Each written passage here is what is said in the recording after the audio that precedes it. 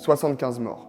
C'est le dramatique bilan de l'année 2024 sur la route migratoire de la Manche qui rallie la France au Royaume-Uni, un chiffre record depuis le début du phénomène des small boats en 2018. Alors comment expliquer cette hausse significative de la mortalité en mer ? Tout d'abord par le nombre de tentatives de traversée qui a augmenté de 25% par rapport à 2023 selon la préfecture de la Manche et de la mer du Nord. L'autre raison évoquée par les autorités est la surcharge des embarcations. En avril dernier, un small boat a embarqué 110 personnes, un record. Une surcharge qui entraîne plus de naufrages, mais aussi des malaises et des étouffements dans les bateaux. Ce phénomène récent s'explique par la volonté des passeurs de rentabiliser les traversées, mais aussi en raison de la pression mise sur les réseaux illégaux qui engendre une raréfaction du matériel. De plus, cette surcharge impacte directement les services de secours qui doivent intervenir plus vite et prendre en charge plus de personnes. Une question se pose alors, le dispositif de sauvetage à 6 navires en place depuis fin 2022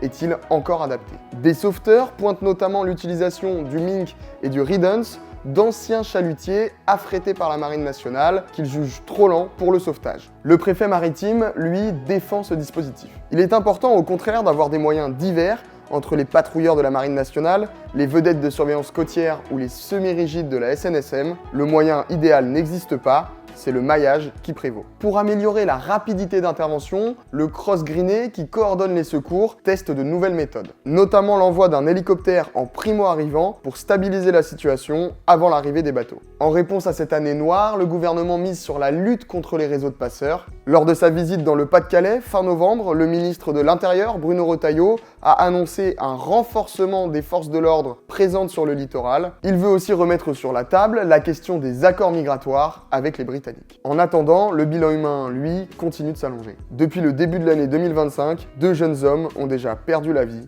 dans la Manche.